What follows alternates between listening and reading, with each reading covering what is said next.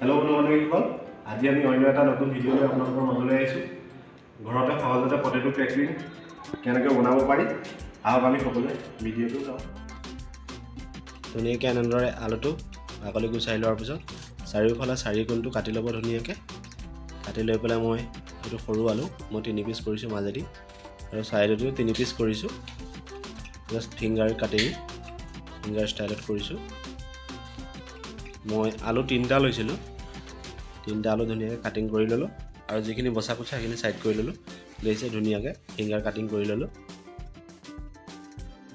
এতিয়া finger cutting কৰাৰ লগে লগে পানী গৰম কৰি থোৱা আছিলে, তাত মই ধুনীয়াকৈ আলুখিনি দি দিলোঁ।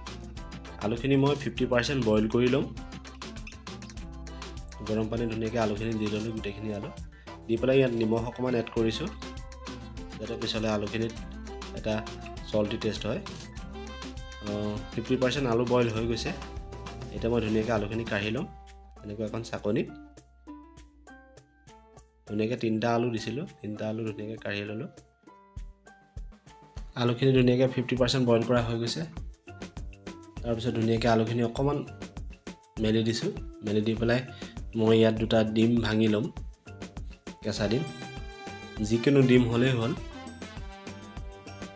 ধুনীয়াকৈ ডিম 2টা ভাঙি লৈছোঁ এটা সৰু বল লৈ। ডিমটো ধুনীয়াকৈ ফেটি দিম। যেতিয়ালৈকে ডিমটো মিক্স আপ নহয় তেতিয়ালৈকে ফেটি থাকিম। এতিয়া দেখিছে আপোনালোকে ডিমটো ধুনীয়াকৈ মিক্সিং হৈ গৈছে।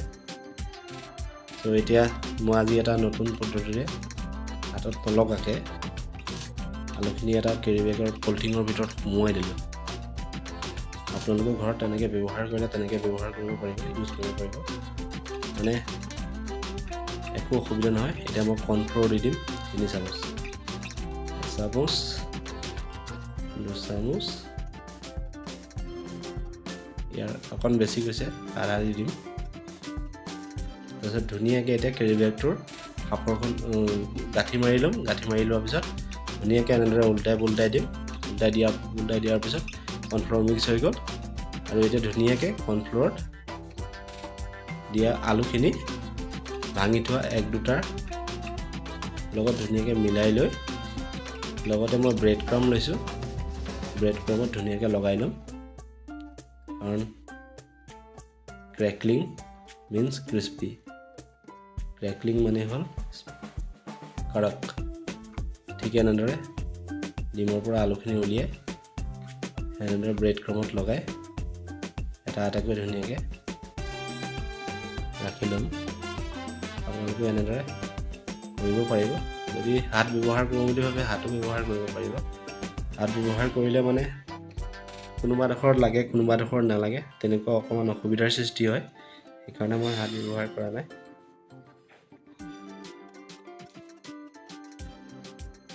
ব্ৰেড ক্ৰাম্বত লগাই লৈছোঁ ধুনীয়াকৈ। লগাই লৈ এটা এটাকৈ তেনেকৈ আলুখিনি ৰাখি গৈছোঁ। আপোনালোকে ঠিক এনেকেই মোৰ পদ্ধতি ব্যৱহাৰ কৰিব পাৰে যদি ভাবে। হৈ গ'ল, ধুনীয়াকৈ ব্ৰেড ক্ৰাম্বত লগাই ল'লোঁ। এতিয়া দেখিছে কি সুন্দৰভাৱে ব্ৰেড ক্ৰাম্ব লাগি গৈছে আলুখিনিত। এতিয়া তেল গৰম কৰিছোঁ, তেল গৰম হৈ গৈছে। ষ্টিমটো অকণমান কমাই লৈছোঁ। এতিয়া ধুনীয়াকৈ এটা এটাকৈ গোটেইখিনি তেলত দি দিম।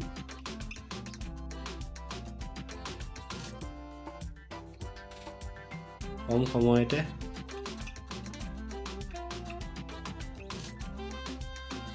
অন্য এটা ৰেচিপি লৈ আপোনালোকৰ মাজলৈ আহিছোঁ। আপোনালোকে ভাল পালে লাইক কমেণ্ট শ্বেয়াৰ কৰিব। ধুনীয়াকৈ এনেদৰে তেলত দি দিলোঁ। এতিয়া দেখিছে ইমান ধুনীয়াকৈ ষ্টিম দি থোৱা আছে আৰু ধুনীয়াকৈ ফ্ৰাই হৈ আছে বস্তুখিনি। ধুনীয়াকৈ সুন্দৰভাৱে লগাই পেলাই অকণমান লৰাই দিওঁ।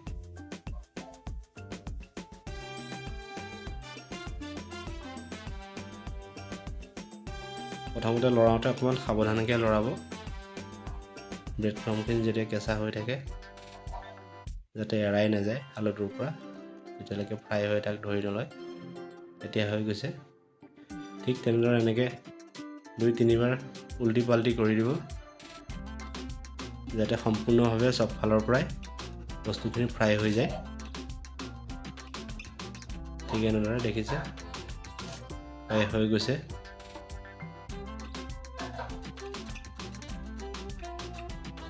আপোনালোকেও এনেকৈ সহজ পদ্ধতিৰে নতুন বস্তু বনাই খাব পাৰিব ঘৰতে।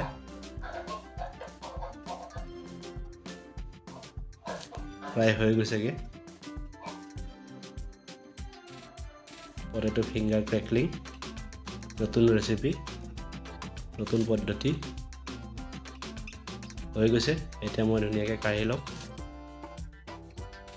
দেখিছে বেছি ফ্ৰাই হ'বও নিদিব, বেছি ফ্ৰাই হৈ গ'লে অলপ তিতা ভাৱটো আহিব মুখত। সেইকাৰণে ধুনীয়াকৈ ফ্ৰাই হোৱাৰ পিছত কেৰাহীৰ পৰা উলিয়াই ল'ব। উলিয়াই লোৱাৰ পিছত মই ৰাখিলোঁ। অকণমান মই চাট মছলা ঢালিলোঁ। ধুনীয়াকৈ অকণমান চাট মছলা ঢালি ল'লোঁ। অকণমান স্পাইচি হ'বৰ কাৰণে ৰেড চিলি পাউডাৰ ঢালিছোঁ। ধুনীয়াকৈ এতিয়া লৰাই ল'লোঁ যাতে সকলোখিনিতে মিক্স আপ হৈ যায়। সেইকাৰণে ধুনীয়াকৈ লৰাই লৈছোঁ। লৰাই লৈ এতিয়া মই প্লেটত ঢালি দিলোঁ। এয়া দেখিছে আপোনালোকে ঘৰতে এনেকৈ ব্যৱহাৰ কৰিব পাৰিব। এতিয়া মই ওপৰত অকণমান টমেটো কেটচাপ ঢালি দিম। আপোনালোকে টমেটো কেটচাপ ব্যৱহাৰ কৰিব পাৰিব বা মিউনিছো ব্যৱহাৰ কৰিব পাৰে। Good food, good health. So' আপোনালোকেও এনেদৰে ঘৰতে কিছুমান বস্তু তৈয়াৰ কৰি ল'ব পাৰে। আৰু মোৰ খানাৰ ৰেচিপি চাবৰ কাৰণে মোৰ ভিডিঅ'বোৰ কণ্টিনিউ ৱাচ কৰিব, কোনো স্কিপ নকৰাকৈ। ত' লাইক কৰিব, কমেণ্ট কৰিব, শ্বেয়াৰ কৰিব।